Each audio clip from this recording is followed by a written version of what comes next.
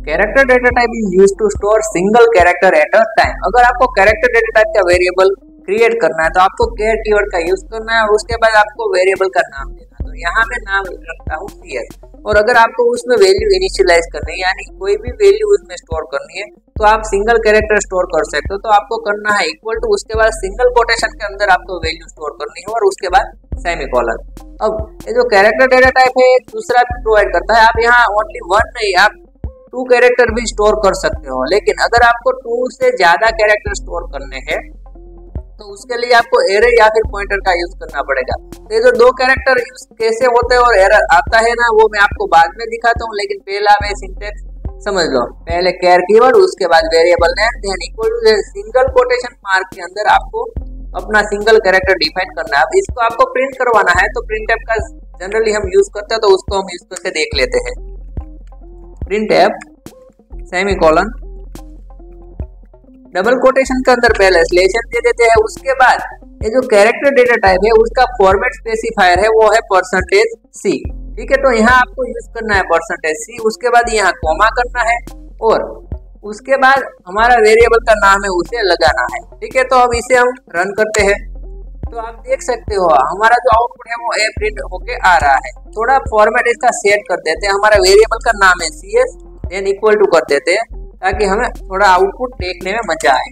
तो आप देख सकते हो CS इक्वल टू A, यानी कि CS वेरिएबल की वैल्यू क्या है, A है, तो वो आपको दिख रही है। ठीक है, अब सेकंड थिंग इज दैट कि ये जो कैरेक्टर डेटा टाइप है वो मेमोरी में 1 बाइट ऑक्यूपाइड करता है। तो मैंने आपको बोला कि 1 बाइट ऑक्यूपाइड करता है, लेकिन क्या सच में 1 बाइट ऑक्यूपाइड करता है? तो उसे देखने के लिए हम क्या करेंगे, तो उसके लिए हम फिर से प्रिंटफ लगाएंगे, देन सेमीकोलन करेंगे, उसके बाद डबल कोटेशन के अंदर पहले स्लेशन लगा देते हैं।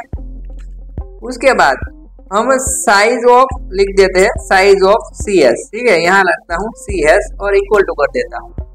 उसके बाद यहाँ लगाना है %D, क्योंकि बाइट जो 1 बाइट ही मैंने बोला इसलिए यहाँ %D और कॉमा करके यहाँ आपको यूज करना है साइज ऑफ, उसके अंदर आपको CS लिख देना है। ठीक है, अब इसे एग्जीक्यूट करते हैं। फिर सॉरी CSR हो गया, CS कर देते हैं फिर से। तो आप देख सकते हो CS equal to A and size of CS equal to 1, यानी कि ये जो कैरेक्टर डेटा टाइप है वो मेमोरी में 1 बाइट ऑक्यूपाइड करता है। अब सेकंड थिंग इज दैट कि जब भी हम कोई भी वेरिएबल क्रिएट करते हैं तो कंपाइलर क्या करता है, बैक एंड में एक बॉक्स बनाता है। आप ब्लॉक या फिर बॉक्स समझो। ठीक है, अब एक कैरेक्टर है वो 1 बाइट का बॉक्स इसने बना दिया और उसमें A स्टोर कर दिया, लेकिन ये जो वेरिएबल की जो वैल्यू A है वो पर्टिकुलर ब्लॉक यानी कि पर्टिकुलर एड्रेस पर स्टोर हुई है। तो अगर आपको उसका एड्रेस जानना है तो सिंपली आपको क्या करना पड़ेगा, तो वो मैं लिख के दिखाता हूँ, प्रिंटफ, उसके बाद हमें सेमीकोलन, डबल कोटेशन के अंदर स्लेशन यूज कर देते हैं। उसके बाद लिखता हूँ address of CS is equal to, जब भी हमें कोई भी वेरिएबल का एड्रेस चाहिए तो उसके लिए %U फॉर्मेट स्पेसिफायर है, उसके बाद कॉमा करना है और M% साइन का यूज करना और अपने वेरिएबल का नाम आपको लिख देना। ठीक है, तो ये हो गया। अब इसे मैं एग्जीक्यूट करता हूँ तो आप देख सकते हो पहले CS equal to A, then size of CS equal to 1 यानी कि 1 बाइट, उसके बाद address of CS equal to 65,525। तो यहाँ आपको एड्रेस भी लिखकर आ रहा है। तो ये बात हुई एड्रेस की, देन साइज की एंड ऑल्सो वैल्यू प्रिंट। तो यहाँ 3 चीजें हमने कैरेक्टर डेटा टाइप की देख ली। ठीक है, अब क्या देखना है, तो एक दूसरा थिंग भी मैं आपको बताता हूँ कि यहाँ हमने लिखा है CS सिंगल कोटेशन में A, तो यहाँ मैं कर देता हूँ 66। ठीक है, ताकि आपको पता चले कि क्या इस तरह से भी वैल्यू प्रिंट हो सकेगी। तो 66 जो वैल्यू है वो ASCII वैल्यू है और ASCII वैल्यू किसकी है, तो ये B की ASCII वैल्यू है 66 और यहाँ हम प्रिंट कर रहे हैं CS और CS की डेटा टाइप है कैरेक्टर।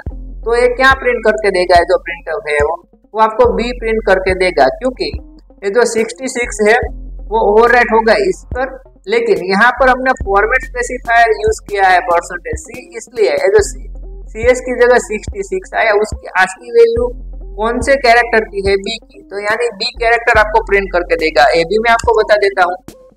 तो आप देख सकते हो CS इक्वल टू B, यानी अगर आपको किसी भी वेरिएबल की ASCII वैल्यू भी प्रिंट करवानी है, अगर आप किसी भी वेरिएबल का जो ASCII वैल्यू आपको पता है और आपको कैरेक्टर प्रिंट करवाना तो आप कर सकते हो। सपोज मैं यहाँ 97 करता हूँ तो स्मॉल a की जो है वो आज की वैल्यू है। तो आप देख सकते हो CS equal to small a आ गया है, ठीक है। तो इस तरह से आप आज की वैल्यू बेस्ड भी ये जो वैल्यू है वो प्रिंट करवा के देख सकते हो। अब दूसरी बात ये है कि मैंने शुरुआत में आपको बताया कि character data type is used to store single character, तो ये बात सही नहीं है। काफी सारे वेबसाइट में मिल जाएगा, लेकिन अगर आपको यूज करना है तो आप एट अ टाइम में सिंगल कैरेक्टर यूज कर सकते हो। लेकिन सपोज अगर आप डिक्लेरेशन कुछ इस तरह से करोगे तो भी चलेगा, character CS equal to single quotation mark के अंदर AB, तो ये भी चलेगा। इसको मैं कंपाइल करता हूँ तो आप देख सकते हो कोई भी एरर नहीं है। इसे हम एग्जीक्यूट करते हैं तो आप देख सकते हो सक्सेसफुली एग्जीक्यूट हो गया, लेकिन CS इक्वल टू A आ रहा है।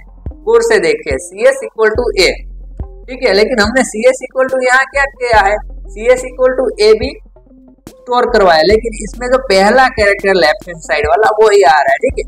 आप एक और दो कैरेक्टर है वो किसी भी वेरिएबल में स्टोर कर सकते हो कैरेक्टर टाइप के, लेकिन अगर आप इस तरह से स्टोर करने के लिए जाओगे तो ये वैलिड नहीं है, आपको कंपाइलर एरर जनरेट करके दे देगा। तो आप देख सकते हो एरर रीड कर लेते हैं।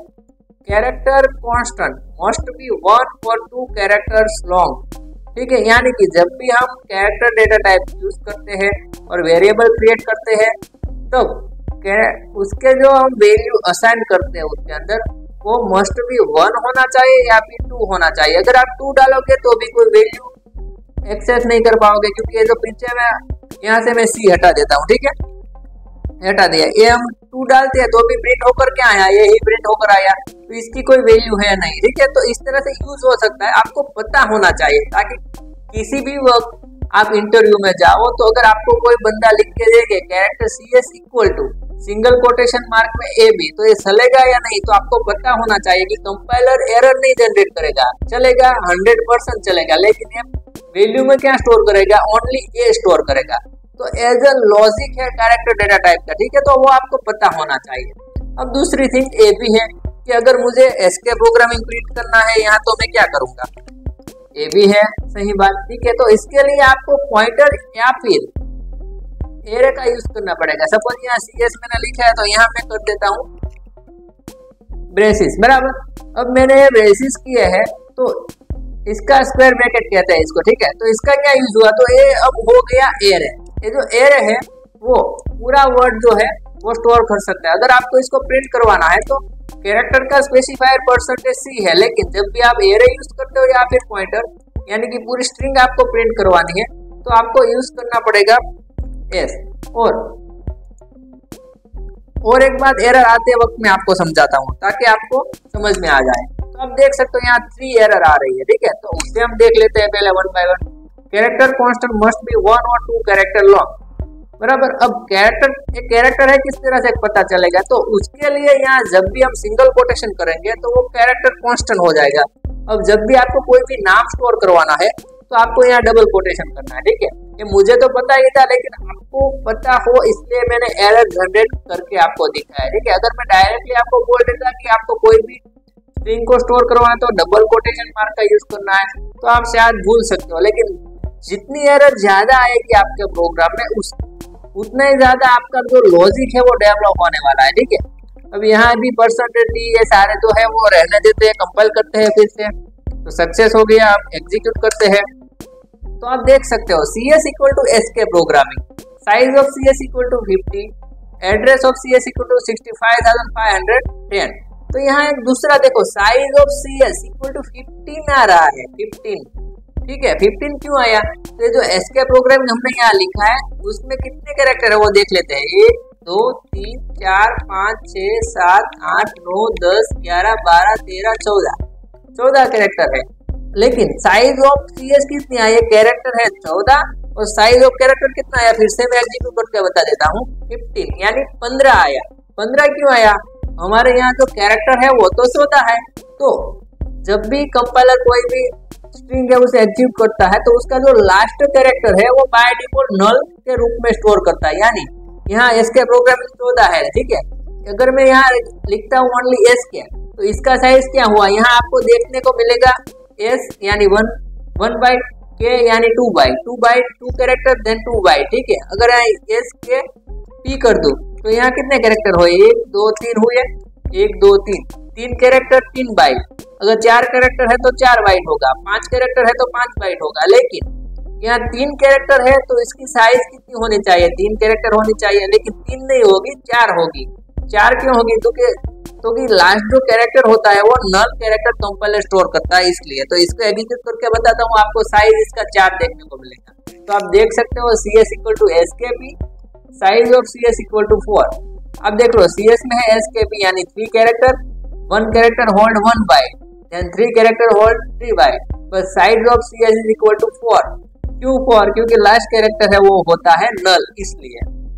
तो ये है लॉजिक इसका। तो ये जो प्रोग्राम है, स्ट्रिंग है, पॉइंटर है, वो सारा का सारा आगे आने वाला है। लेटर ऑन स्टेज हम सब कुछ सीखने वाले हैं। अगर आज का वीडियो आपको अच्छा लगा है तो वीडियो को पहले तो लाइक कर दो। दूसरी बात एक और मैं आपको बता देता हूँ कि मैंने एक एप्लीकेशन डेवलप किया है एसके प्रोग्रामिंग के नाम का। आप प्ले स्टोर में अगर सर्च करोगे एसके प्रोग्रामिंग तो आपको मिल जाएगा। उसमें आपको सी लैंग्वेज के काफी सारे कोड फ्री में मिल जाएंगे। वो जो एप्लीकेशन है वो पूरा का पूरा फ्री है, वो आप चाहे तो उसका यूज कर सकते हो। अगर आपको अच्छा लगे तो 5 स्टार रेटिंग और रिव्यू देना मत भूलना और अपने फ्रेंड के साथ जरूर शेयर करना। तो ठीक है, अगर आज का ये जो कोडिंग है, जो नॉलेज आपको जो मिला, अगर आपको कुछ अच्छा सा सीखने को मिला है तो वीडियो को पहले तो लाइक कर दो, दूसरे फ्रेंड के साथ शेयर कर दो, चैनल को सब्सक्राइब करना मत भूलना और कमेंट में जरूर बताना कि क्या आपको पता था कैरेक्टर डेटा टाइप का यूज करते हुए हम 2 कैरेक्टर भी उसमें स्टोर कर सकते हैं और हमें कंपाइलर एरर जनरेट करके नहीं देता है।